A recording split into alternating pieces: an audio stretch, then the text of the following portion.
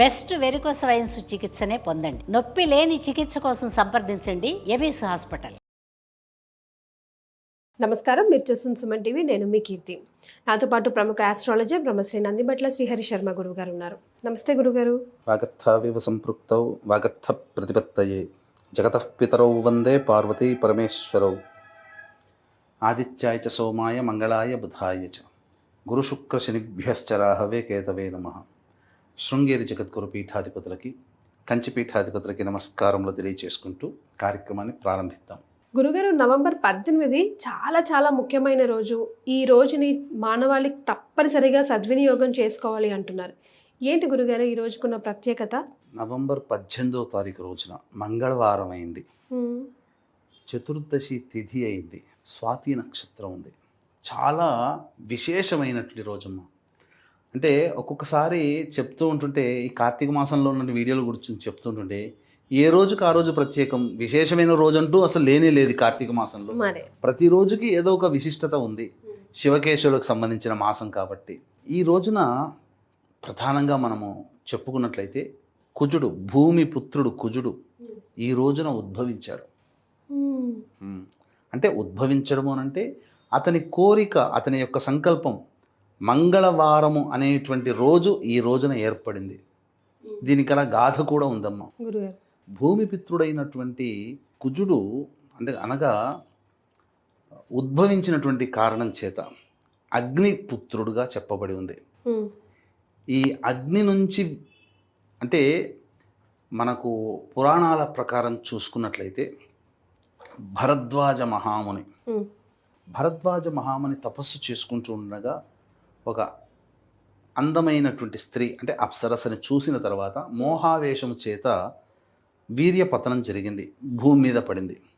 ఈ భూమి మీద పడగానే ఆ భూమి మీద పడినటువంటి మరొక నిమిషంలోనే ఒక సుందరమైనటువంటి బాలుడిగా, ఎరుపు వర్ణంతో విరాజిల్లుతున్నటువంటి బాలుడిగా ఏర్పడడం జరిగింది. అతనికే భూమిపుత్రుడు అంగారకుడు అని చెప్పడం. భూమి నుంచి ఉద్భవించాడు కాబట్టి అంగారకుడు అనేటువంటి నామధేయం. పుట్టిన తోడనే భరద్వాజ మహాముని పెరిగిన పెద్ద అయిన తర్వాత ఆ అబ్బాయికి ఉపనయన సంస్కారము జరిపించి గణపతి మంత్రోపదేశం చేసినటువంటి కారణం చేత, గణపతి దీక్ష తీసుకొని గణపతి యొక్క మంత్ర అనుష్ఠానం చేసుకున్న కారణం చేత, గణపతి ప్రత్యక్షమైన చేత వరం కోరుకోమనగానే నేను ఏ రోజైతే నీవు ప్రసన్నమయ్యావో ఈ రోజుకి విశిష్టత ఉండేటట్టుగా చూడు. అమావాస్య ముందు రోజు చతుర్దశి మంగళవారమైంది. ఇక ఆ రోజు నుంచి కృష్ణ అంగారక చతుర్దశి అనేటువంటిది నామధేయమైంది. తర్వాత నాకు ప్రకటితమై నాకు వరాలు ఇచ్చినటువంటి రోజు కాబట్టి ఈ రోజున నిన్నెవరైతే కొలుస్తారో వాళ్ళకి దారిద్ర్య బాధలు, మృత్యు బాధలు ఇవన్నీ తొలగిపోవుగాక అని వరం కోరుకుంటాడు. వినాయకుడిని కోరుకుంటాడు. అందుకని ఈ రోజున వినాయకుడిని పూజించమని కూడా శాస్త్రం చెప్పబడి ఉంది. ఇంతటి విశేషమైనటువంటిదమ్మా భౌమ అంగారక చతుర్దశి. మనము వీక్షించేటువంటి సుమన్ టీవీ ప్రేక్షకుల్లో ఈరోజు చాలా ప్రత్యేకమైనటువంటిది. ఈరోజు చేసేటువంటి జపము కానీ, దానము కానీ, పూజలు కానీ, హోమాలు కానీ అన్నీ కూడా ద్విగుణీకృతమైనటువంటి ఫలితాలని ఇస్తాయి అని చెప్పి మనకు పురాణాల్లో చెప్పబడి ఉంది. మనము దీపావళి రోజున ఏ విధంగానైతే యమతర్పణం చేస్తాం, దీపావళి ముందు రోజున నరక చతుర్దశి రోజున యముడికి తర్పణం చేస్తాం. ఈ రోజున కూడా యమతర్పణం చేయమని చెప్పబడి ఉంది శాస్త్రంలో. ఈ విధంగా చేసినటువంటి మానవుడికి 1 సంవత్సరం పాటు జరా మరణము లేకుండా జీవించగలిగే శక్తి వస్తుంది. అంటే ఎటువంటి అనారోగ్య సమస్యలు లేకుండా. అలాగే నవగ్రహాల్లో కుజుడు అతను అనుకూలంగా లేడనుకోండమ్మా, ఎప్పుడు యాక్సిడెంట్స్ అవుతుంటాయి, ఆపరేషన్స్ జరుగుతుంటాయి, రక్తము చిందించబడుతుంది, అలాగే ఎముకలు విరిగిపోవడము, ఇవన్నీ కుజుడు అనుగ్రహం లేకపోవడం వల్ల జరిగేది. ఉద్యోగంలో ఎప్పుడు కూడా ప్రశాంతత లేని జీవితం, ఇంట్లో కూడా ప్రశాంతత లేని జీవితం. అలాగే కొంతమంది ఇన్ఫీరియారిటీ కాంప్లెక్స్తో బాధపడుతూ ఉంటుంటారు. అలాగే లాయర్ వృత్తిలో ఉన్నటువంటి వాళ్ళు పైకి ఎదగలేకపోతుంటారు, అటువంటి వాళ్ళు. అలాగే సంబంధించి పవర్ ఎలక్ట్రానిక్స్ సంబంధించినటువంటి రంగంలో ఉన్నటువంటి వాళ్ళు, ఇప్పుడు చెప్పాలంటే సాఫ్ట్వేర్ ఎంప్లాయీస్, వాళ్ళ యొక్క కోరికలు ఏవి నెరవేరాలన్నా వాళ్ళకి నాథుడు కుజుడే, అంగారకుడే. కాబట్టి ఈ రోజున ఈ చెప్పబడినటువంటి వృత్తుల్లో ఉన్న వాళ్ళందరూ కూడా కుజుణ్ణి ఆరాధించడం ద్వారా చాలా మేలు జరుగుతుంది, వాళ్ళ యొక్క సంకల్పం నెరవేరుతుంది. ఆర్థిక బాధలు, ముఖ్యంగా కుజుడికి ఒక గొప్పతనం ఉంది, రుణబాధ నివారణ అంగారక స్తోత్రం అని ఉంటుంది. అంటే రుణబాధలు తొలగడానికి కూడా ఈ కుజుడే కారణము. కాబట్టి రుణబాధలు తొలగాలంటే కుజుడిని ఆరాధన చెయ్యాలి.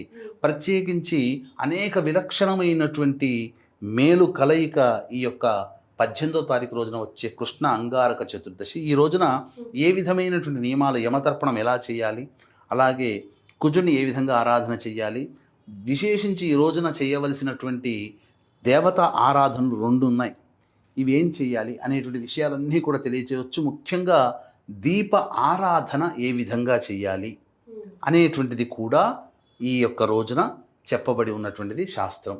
వీక్షించేటువంటి ప్రేక్షకులు కూడా నవంబర్ 20వ తారీఖు అమావాస్య సందర్భంగా మన పీఠమాధ్వర్యంలో మహిమాన్విత శ్రీశైల క్షేత్రంలో జాతకరీత్యా కలుగు విద్య, వివాహ, ఉద్యోగ, దాంపత్య, అనారోగ్య సమస్యల నివారణకి, గురువు అతిచారం వల్ల కొన్ని రాశుల్లో జన్మించినటువంటి వారికి, అనగా మిథునము, అలాగే కన్య మరియు వృశ్చికము, మీన రాశులు, మకర రాశి వారికి తప్ప అన్ని రాశులకి ఇబ్బందికర పరిస్థితులు. అలాగే శని మారినటువంటి కారణం చేత మేష, మిథున, కర్కాటక, సింహ, కన్య, వృశ్చిక, ధనస్సు, కుంభ, మీన రాశిలో జన్మించినటువంటి వారికి, కాబట్టి ఓవరాల్గా 12 రాశుల్లో జన్మించినటువంటి వారికి కూడా సమస్యలు అనేటువంటివి ఉన్నాయి. కాబట్టి ఆ దోష నివారణ, పూజలు, హోమాలు జరిపించి శక్తిపాతం చేసినటువంటి కరుంగలి మాల ఇవ్వడం జరుగుతుంది. స్క్రీన్పై కనిపిస్తున్నటువంటి నెంబర్ కాంటాక్ట్ చేసి మీ గోతనామాదులు నమోదు చేసుకోవచ్చు. ఇక ఈ రోజున ముఖ్యంగా గణపతి ఆరాధన చేయమన్నది. కాబట్టి స్నానకృత్యాదులు తీర్చుకోగానే గణపతి దేవాలయానికి చేరుకొని అభిషేకము, అర్చన చేసి తరువాత అంగారకుడు కాబట్టి సుబ్రహ్మణ్య స్వామి అధిష్టాన దేవత, సుబ్రహ్మణ్య స్వామికి లేదా నాగుపాము విగ్రహానికి ఆవు పాలు, ఆవు నెయ్యి, తేనె ఈ 3టితో అభిషేకం జరిపించి చలివిడి నైవేద్యంగా పెట్టడం. ఇక ప్రధానంగా సంతాన సమస్యలు ఉన్నటువంటి వాళ్ళు చండనాగు పాములకి విగ్రహానికి అభిషేకం చేయవచ్చు. ఈ రోజున స్వాతి నక్షత్రం ఉందమ్మా. ఖచ్చితంగా ఈ రోజున లక్ష్మీ నరసింహస్వామి వారి యొక్క దేవాలయానికి ఎక్కడున్నా చేరుకోండి, లేకపోతే మొబైల్లోనైనా చూసుకోండి, వారి చిత్రపటానికి చూసి నమస్కారం చేసుకోండి. ఎందుకు చెప్తున్నానంటే ఈ రోజున లక్ష్మీ నరసింహస్వామి వారిని దర్శించుకుంటే దారిద్ర్య బాధలు తొలగిపోతాయి. స్వాతి నక్షత్రం ఉంది, మంగళవారం కూడా అయింది కాబట్టి చతుర్దశి తిథి కూడా అయ్యింది. అంటే చతుర్దశి తిథి స్వాతి నక్షత్రంలోనే స్వామివారు ఉద్భవించారు. కాబట్టి ఈ రోజున స్వామివారి కళ్యాణం ఎవరైతే జరిపిస్తారో వాళ్ళకి దాంపత్య సమస్యలు, వివాహ సమస్యలు తొలగిపోతాయి. ఇది గ్రాంటెడ్. ఇక తరువాత ఈ రోజున యమతర్పణం చేయమన్నది. స్నానం చేయగానే తండ్రి ఉన్నవాళ్ళు, తండ్రి లేని వాళ్ళు కూడా యమతర్పణం చేయాలి. కాకపోతే విధానంలో తేడా ఉంటుంది. తండ్రి ఉన్నటువంటి వాళ్ళు తూర్పు వైపున కూర్చొని, యజ్ఞోపవీతం ఉంటే యజ్ఞోపవీతం సవ్యంగానే చేసుకొని తూర్పు వైపున కూర్చొని నీటిని యముడి యొక్క నామాలు, షోడశ నామాలు, ఆ నామాలు చెప్పుకుంటూ యమం తర్పయామి అని చెప్పి ఆ షోడశ నామాలు చెప్పుకుంటూ తూర్పున వైపు ఫేస్ పెట్టి చెయ్యాలి.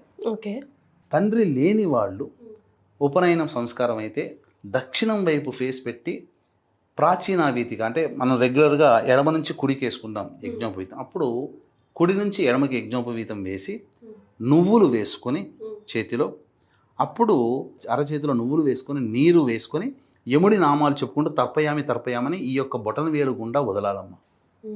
ఇది చెయ్యాలి.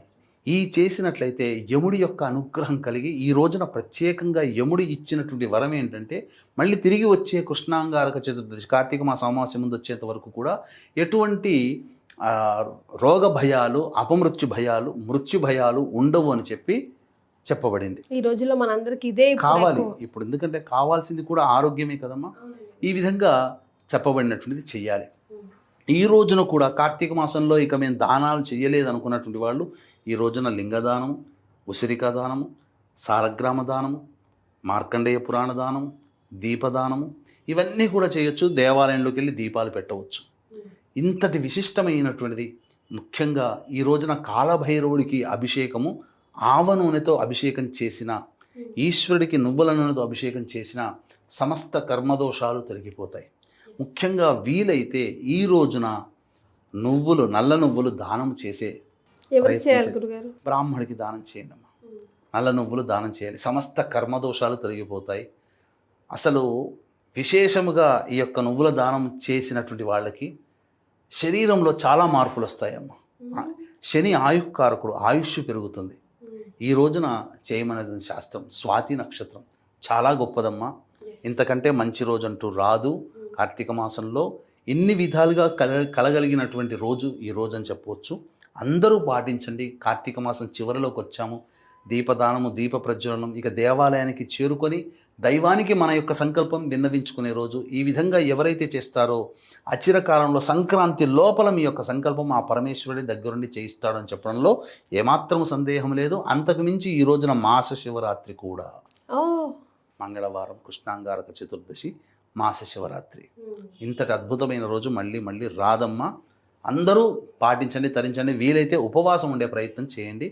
అన్ని విధాలుగా యోగ్యత కలుగుతుందని చెప్పవచ్చు. ఎస్, ఈ మధ్య ఎవరిని కదిలించినా ఏదో ఒక సమస్యతోనే బాధపడుతున్నాం కాబట్టి చాలా చిన్న చిన్న రెమెడీసే చెప్పారు గురుగారు, ముఖ్యంగా ఈ రోజు చేసుకోవాల్సినవి. సో ఈ వీడియో షేర్ అండ్ సేవ్ రెండు చేయండి, 10 మందికి ఉపయోగపడుతుంది. ఆ రెమెడీస్ని కూడా చేసుకోండి. చాలా సంతోషం గురుగారు, ధన్యవాదాలు. సర్వం శ్రీ ఉమామహేశ్వర పరబ్రహ్మార్పణమస్తు.